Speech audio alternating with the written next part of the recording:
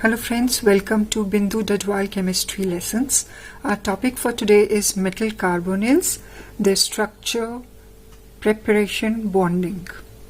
The class of coordination compounds in which carbon monoxide acts as a ligand are known as metal carbonyls. These are also called homoleptic carbonyls, that is, all the ligands are of the same type and they are carbon monoxides.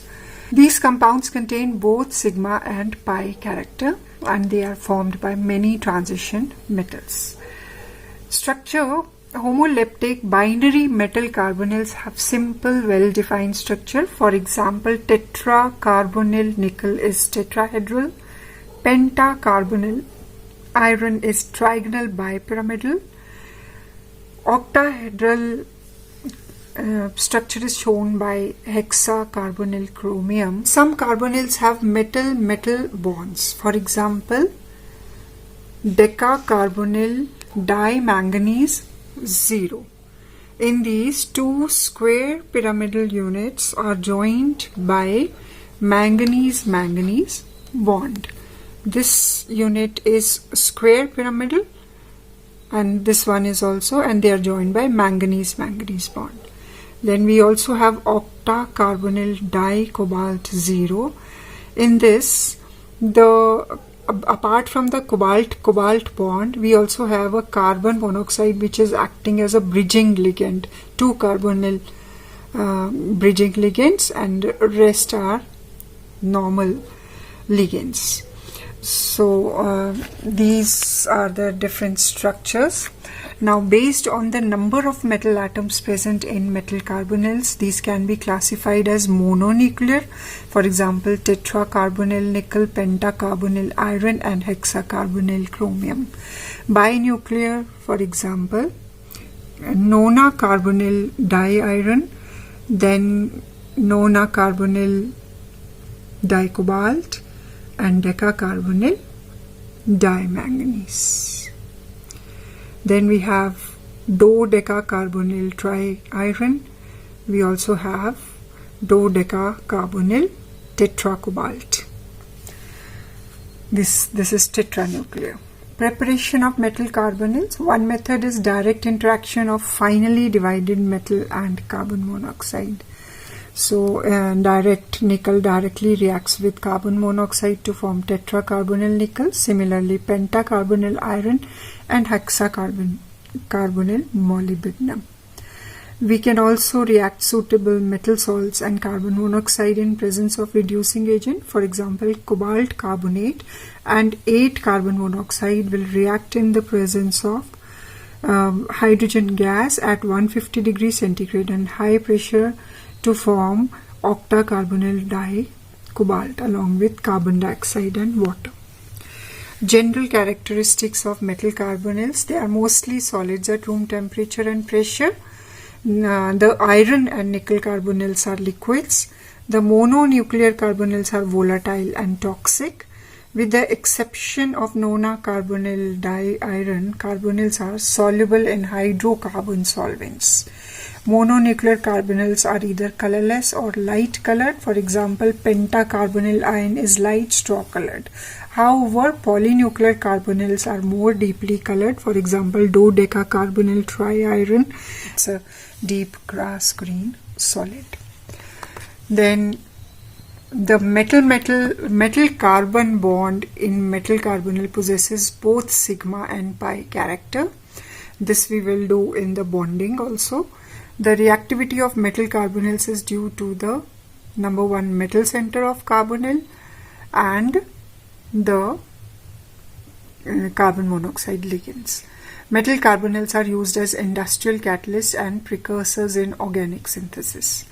Bonding in metal carbonyls. So the molecular orbital diagram is shown here for carbon monoxide.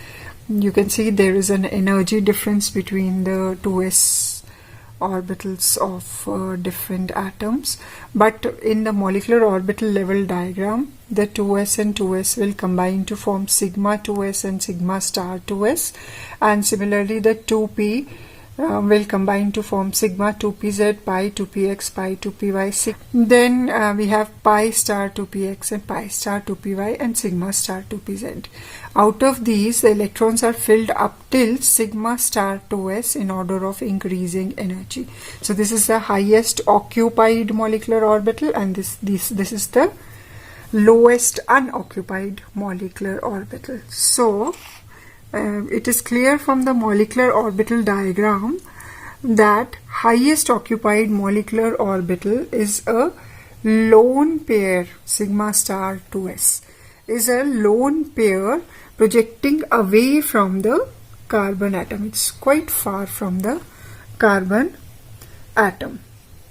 When carbon monoxide acts as a ligand, this orbital, highest occupied, sigma star 2s, serves as a weak donor to the metal atom and forms a metal carbon coordinate bond with electrons being given by the carbon.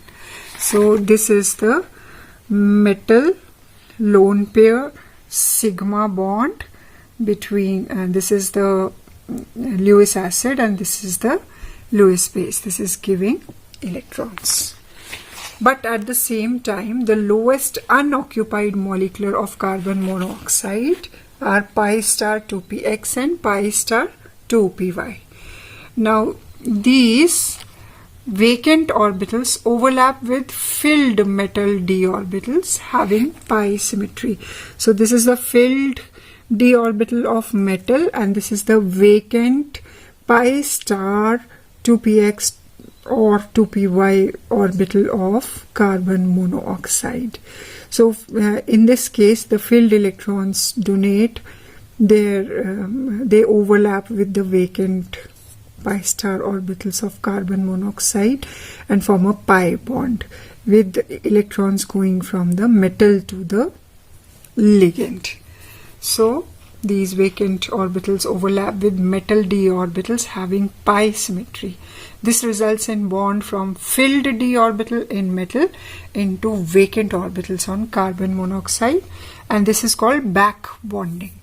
Thus bonding in metal carbonyls is described by the following steps: a donation of lone pair of electrons from carbon monoxide into empty orbitals of the metal atom, and this forms a sigma bond, metal carbon sigma bond.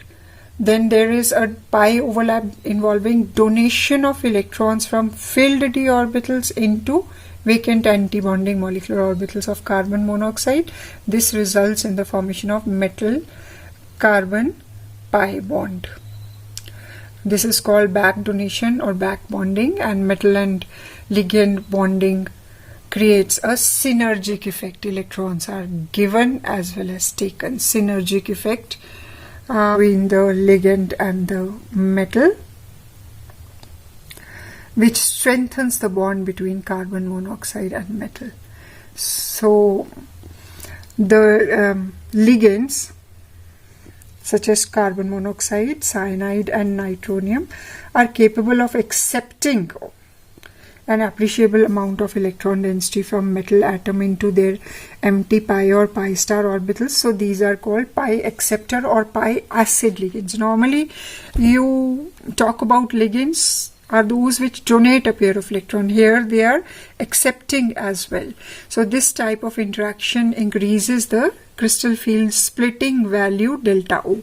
That is why these ligands are called strong field ligands and are placed at the right of the spectrochemical series. You must be remembering how they force the electrons to get paired up because they are considered strong field ligands. That's all. Thank you. Have a nice day.